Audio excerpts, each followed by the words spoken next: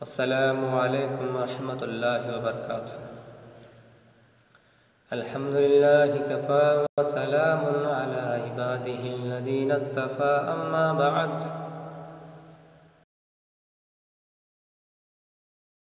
सुन्नती व क़ाल अन्नबी सल्लल्लाहु अलैहि वसल्लम इज़ा तुनकिहुल मरअतुल अरबा लिमालिहा वलिहसबिहा वलिदीनिहा वलिजमालिहा फस्बर बिज़ातिद्दीन तरिबत यदाका, मुत्तफ़िक़ुन अलैहि। अल्लाह रब्बुल आलमीन की तारीफ़ और तौसीफ़, जिन्होंने हम बनी इंसान को इस रुए ज़मीन के अंदर जोड़ा जोड़ा करके पैदा किया। और ख़लक़नाकुम अज़वाजा, अन निकाहु मिन सुन्नती, निकाह करना, आपस में रिश्ते जुड़ना, मियाँ बीवी का बनना, ये सुन्नती तरीक़ा है, ये सुन्नत में से है। अल्लाह के नबी सल्लल्लाहु अलैहि वसल्लम फरमाते हैं कि जब तुम बुलूग़ियत, जब तुम्हारे पास इस्तिताअत हो तो तुम निकाह करो, शादी करो। क्यों? क्योंकि निकाह निस्फुल ईमान है, आधा ईमान है। कोई इंसान अगर जिंदगी भर नेक अमल करता रहे, जिंदगी भर नेकियों का काम करता रहे, नमाज भी पढ़ता रहे, अल्लाह और उसके रसूल की इत्तिबा करते रहे, लेकिन उन्होंने निकाह नहीं किया, बग़ैर शादी के इस दुनिया से चला गया। अल्लाह ने उनको इतनी क़ुव्वत दी, इतनी ताकत दी थी, लेकिन बावजूद उसने निकाह नहीं किया, बावजूद उसने शादी नहीं की, तो अल्लाह के नबी फरमाते कि लैसा मिन्ना, वो हम में से नहीं है। जिन्होंने शादी नहीं की, जिन्होंने निकाह नहीं किया, वो आधे ईमान, बिल्कुल वो नाक़िस और अधूरी रह गए, उनका ईमान मुकम्मल नहीं हुआ, वो पूरे इस्लाम के अंदर में। अल्लाह के नबी फरमाते हैं कि कुरान इस बात की गवाही देता है कि या अय्युहल्लज़ीना आमनु उदखुलू फिस्सिल्मि काफ़्फ़ा, इस्लाम के अंदर पूरे के पूरे दाखिल हो जाओ। जब हम और आप निकाह नहीं करेंगे, जब हमारी और आपकी शादी होगी ही नहीं, तो हम कैसे पूरे मुकम्मल कामिल और कामिल ईमान वाले बन जाए, हमारे अंदर पूरा ईमान कैसे दाखिल हो जाए। मेरे प्यारे साथियों, अन निकाह मिन सुन्नती, निकाह सुन्नती तरीक़ा है, निकाह करना सुन्नती तरीक़ा है, निकाह सुन्नत में से है। लोग शादी किस बुनियाद पर करते हैं? अल्लाह के नबी सल्लल्लाहु अलैहि वसल्लम फरमाते हैं कि ज़ातुन किहुल मरअतुल अरबा, औरतों से निकाह इसलिए किया जाता है, शादी इसलिए की जाती है कि लोगों का चार मकासद होते हैं, लोगों के चार मकासद होते हैं। नंबर एक, लिमालिहा, कोई किसी के माल और दौलत को देखकर शादी करता है।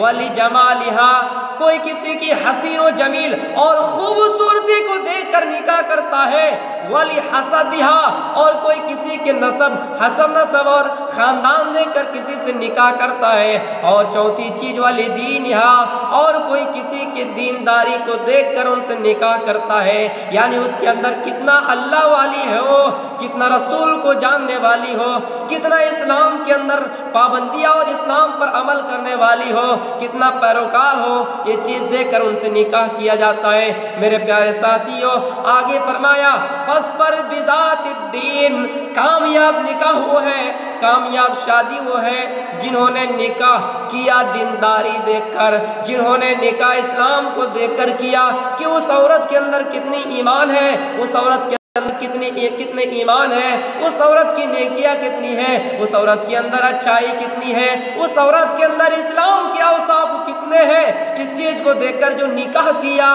वो कामयाब इंसान है, उसका निकाह कामयाब है, उसकी शादी कामयाबी है। मेरे प्यारे साथियों, तरीबत यदा का जिन्होंने ऐसा नहीं किया बल्कि दीनदारी देखकर शादी, उन्होंने माल दौलत के हरीस में पढ़कर उनसे शादी की तो उनके हाथ खाक आलूद हो। आगे ये भी फरमाया, निकाह जिस इंसान के अंदर इस्तिताअत हो, जिस इंसान के अंदर ताकत हो, उन्हें निकाह करना चाहिए। हम और आप बड़े पायलट वाले बन रहे हैं, बड़े दुकानदार हैं, फिर भी चाहते कि मेरे पास और माल हो तब हम शादी करेंगे। हम ये चाहते हैं कि हमारे पास दुनिया की सारी दौलतें आ जाएं, दुनिया की सारी ताकतें और सारे मकान आ जाएं, तब हम और आप निकाह करने के लिए तैयार होते हैं। लेकिन मेरे प्यारे साथियों, मुस्नद अहमद की सही रिवायत है और अल्लाह के नबी सल्लल्लाहु अलैहि वसल्लम ये भी फरमाते हैं कि अल्लाह की कसम, जब दुल्हन बन के कोई औरत घर में आती है, बीबी बनकर, उस घर में बरकत पैदा होती है, वो घर में बरकत लेकर आती है।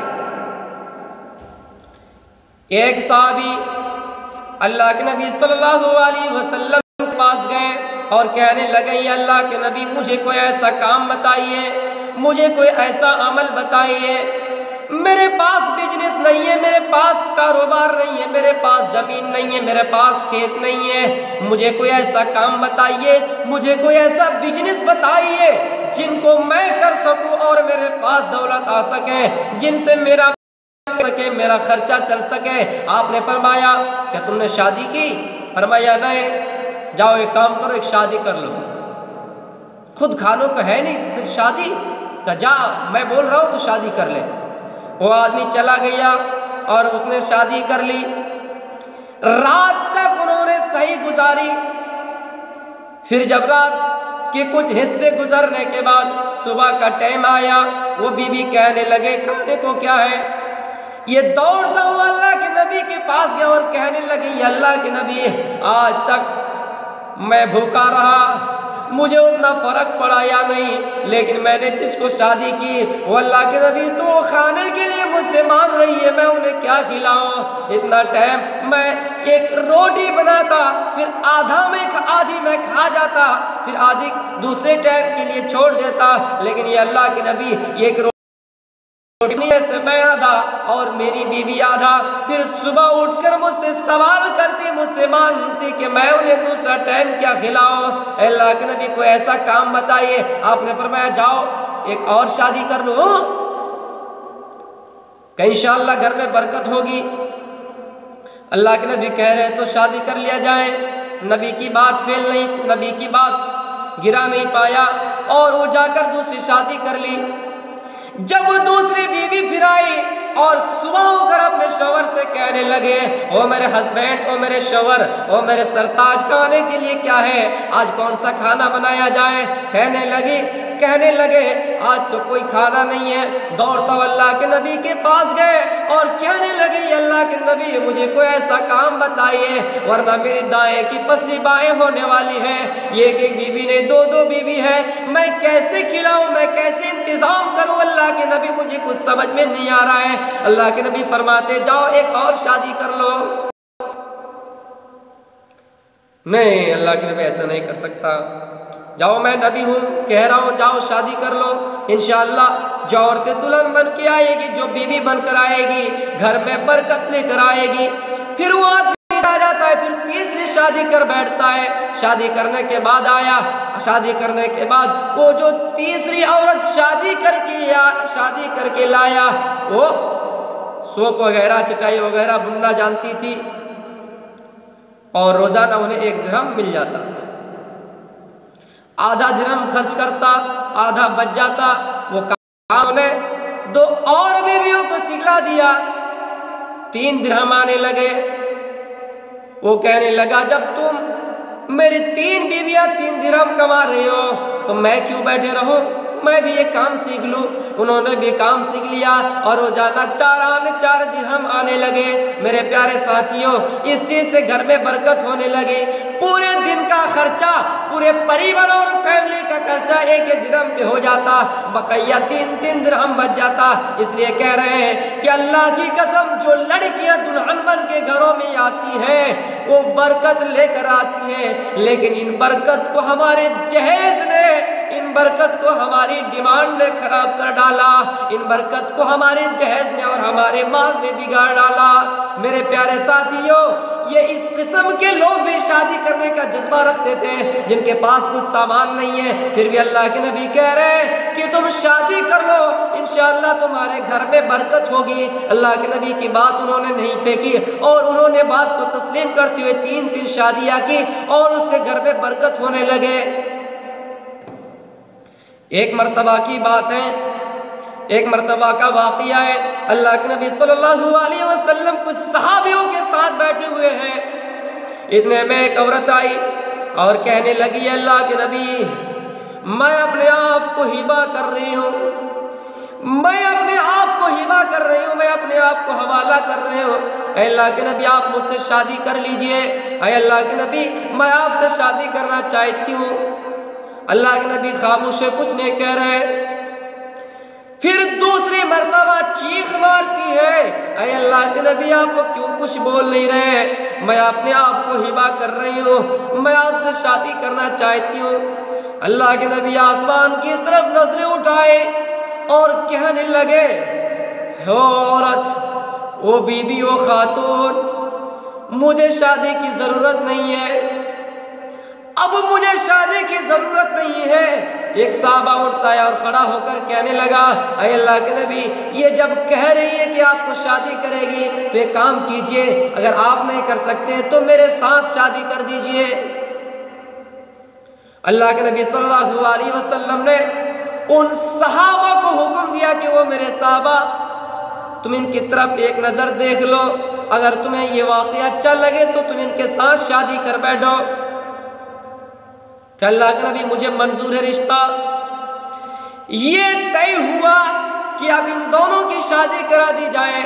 मेरे प्यारे साथियों, अल्लाह के नबी सल्लल्लाहु अलैहि वसल्लम ने जब उनके शादी का इंतजाम किया, जब उनके शादी के लिए हरनमा तैयार किया, दस्तावेज तैयार किए, तो आपने सबसे पहले लड़के से सवाल किया, ऐ लड़के वाले, ऐ फला साहबी जो शादी की तमन्ना रखने वाले हैं, जो शादी के ख्वाहिश रखने वाले हैं, जो शादी की रग़बत रखने वाले हैं, क्या तुम्हारे पास इस लड़की को मुहर में देने के लिए कुछ सामान है? इस लड़की को देने के लिए कुछ रुपया है? कहने लगे अल्लाह के नबी, कुछ नहीं। जाओ, घर जाओ और तलाश करो, घर में कोई सामान मिले तो उसको लेकर आओ। वो साहबी घर गए, इधर उधर छान मारा, लेकिन कुछ नहीं मिला। आ गए, अल्लाह के नबी, कुछ नहीं मिला। फिर अल्लाह के नबी कह रहे, तुम्हें तो मुहर में कुछ देना ही है, जब तक तुम मुहर दोगे ही नहीं तो ये निकाह हलाल नहीं होगा, ये शादी हलाल होगी ही नहीं। जाओ, कुछ तलाश करो। फिर गया, कुछ नहीं मिला। आपने फरमाया, अगर लोहे की अंगूठी मिल जाए उसी को लेकर आओ। कि अल्लाह के नबी, कुछ नहीं है, सिर्फ एक इज़ार है, ली इज़ार, मेरे पास सिर्फ एक ताबन है, मेरे पास सिर्फ एक इज़ा है, लुंगी है, मैं उसको आधी फाड़ के दे सकता। कहने लगे, आधी अगर तुम उसे दोगे तो नहीं ये तुम्हारा काम आएगा और नहीं इसका काम आएगा। अगर देना है तो मुकम्मल दे, अगर नहीं देना है तो छोड़ दे। कहने लगा, नहीं अल्लाह के नबी, निकाह हो या ना हो, निकाह हो या ना हो, मैं तो पूरी लुंगी दे ही नहीं सकता। कहने लगा, तब शादी कैसे हो? कहने लगा, अल्लाह के नबी, छोड़ दिया जाए। वो सहाबे छोड़कर चला गया, चला जाने ही वाला था। अल्लाह के नबी ने उन्हें आवाज दी और अपनी तरफ बुलाया, ऐ साहबियों, अगर मुहम्मदुर रसूलुल्लाह की शरीयत में तेरे लिए कोई रास्ता ना निकले, अगर मुहम्मदुर रसूलुल्लाह की शरीयत में तेरे लिए कोई रास्ता निकले, तो कौन सी वो शरीयत है जो तेरे लिए रास्ता निकालेगा?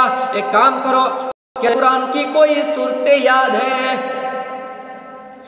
कहा अल्लाह के नबी, मुझे सूरे हाक़ा याद है, मुझे सूरे मुल्क याद है, मुझे सहर याद है, मुझे सूरे काफ याद है, मुझे सूरे कहफ याद है। अल्लाह के नबी फरमाते हैं, ऐसा भी क्या तुम्हें ये सूरा वाकई याद है? कहने लगा हाँ अल्लाह के नबी।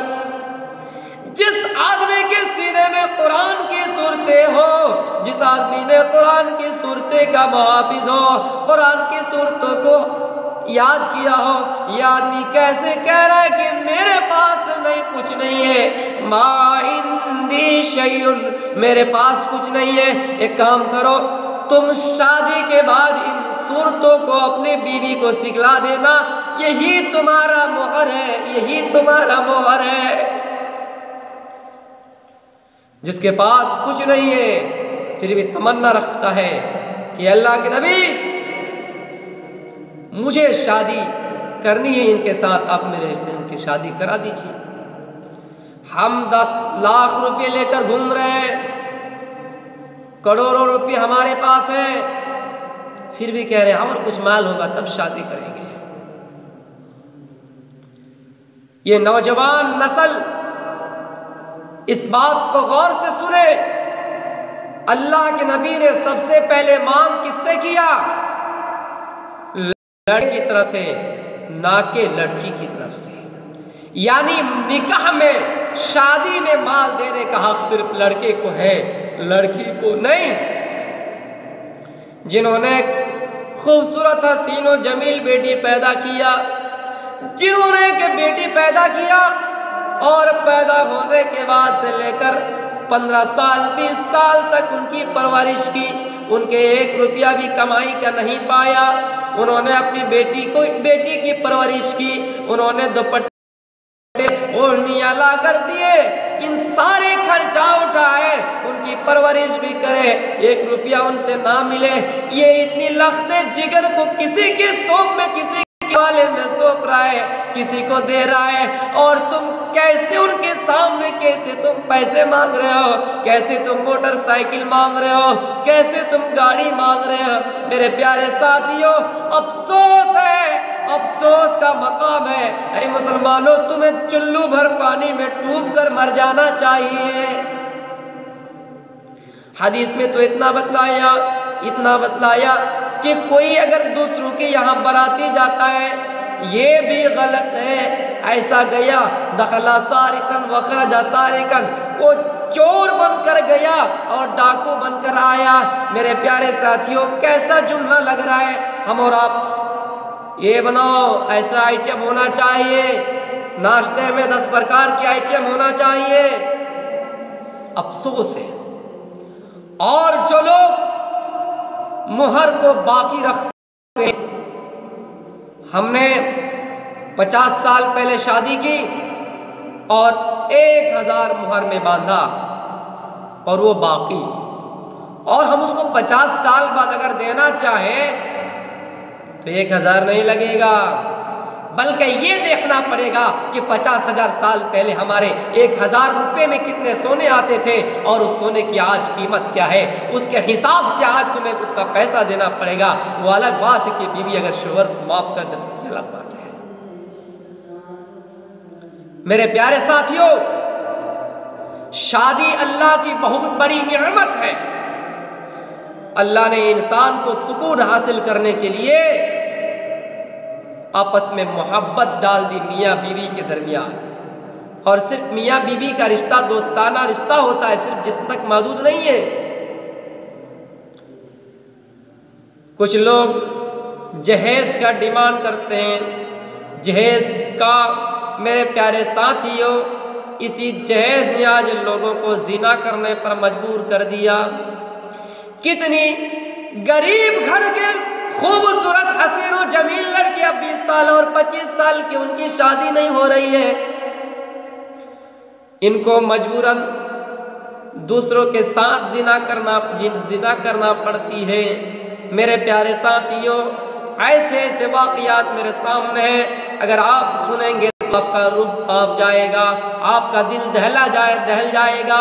ऐसे ऐसे वाक़यात मेरे सामने मौजूद हैं। ये लड़कियां अपने जिस्म को बेचने के लिए तैयार हो जाती है जब उनकी शादी नहीं होती है, और घर वाले बेचारा टेंशन के मारे रह जाते हैं। घर वाले परेशान रहते हैं कि कब इनकी शादी हो, इनकी शादी में 5 लाख और 10 लाख का इंतजाम कैसे हो।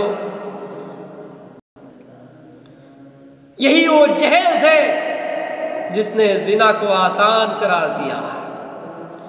आज लड़कियों के जिस्म 100-200 में मिल जाते हैं। पता ये चला कुंवारी लड़कियां बैठी हुई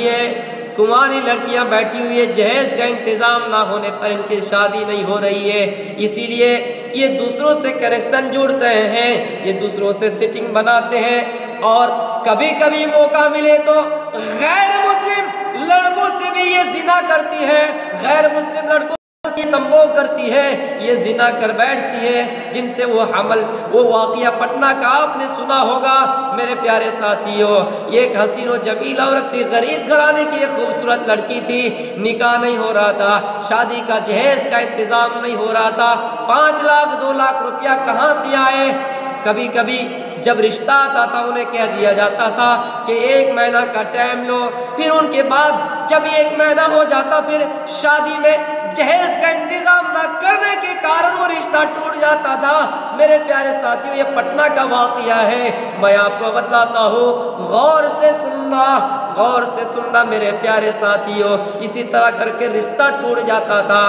जब रिश्ता 3 मरतबा टूट गया, उसने अपने मोहल्ले में रहने वाले गैर मुस्लिम लड़कों से उसने जिना कर बैठी, और जिना करने के बाद उससे उसका हमल ठहर गया।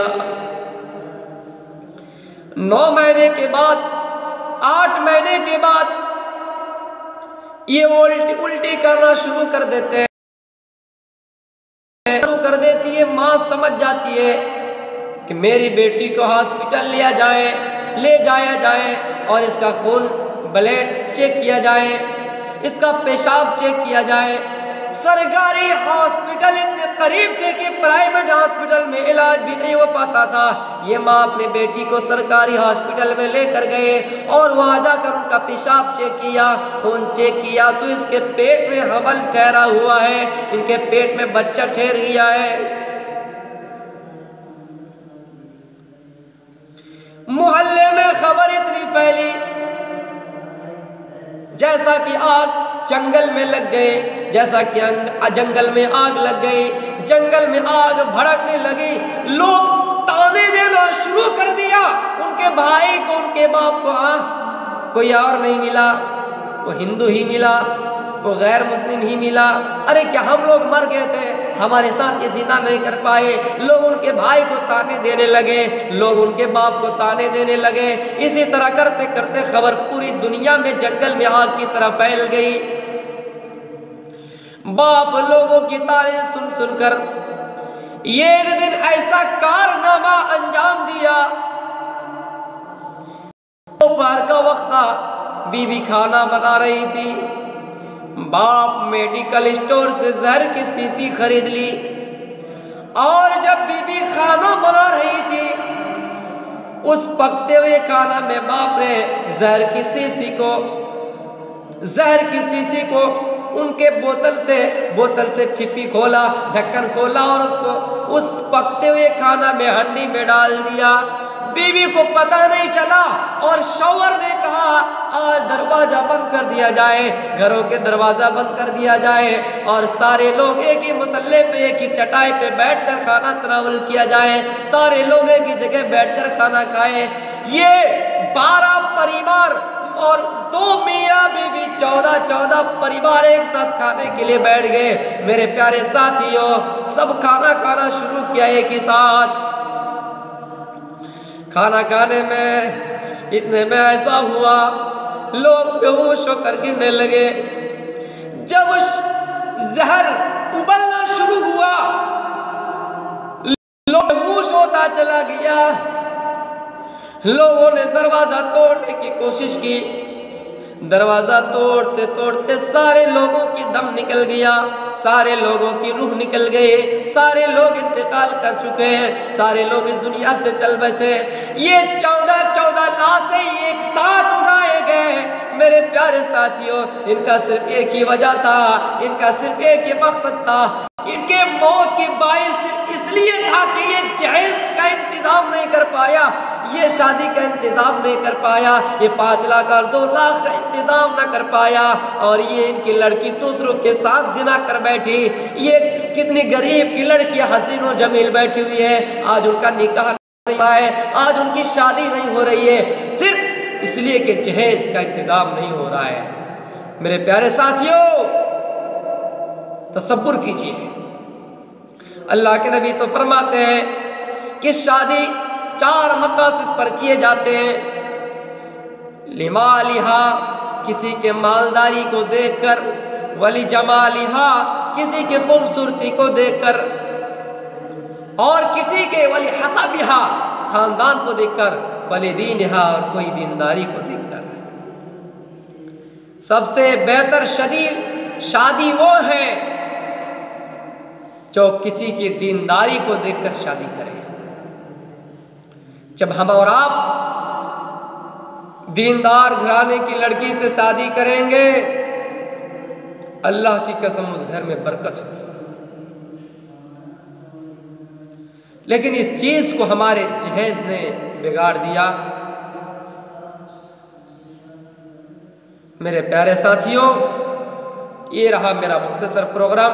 इंशाअल्लाह फिर मज़ीद मैं कभी दूसरा प्रोग्राम रखूँगा इंशाअल्लाह।